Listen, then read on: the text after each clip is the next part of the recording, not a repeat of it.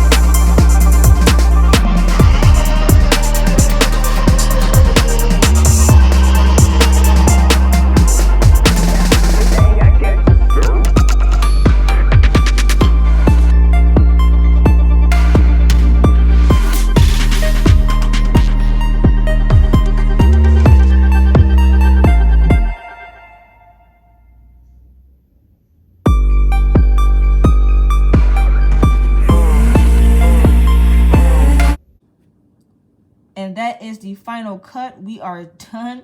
We want to thank you all for watching the video thus far.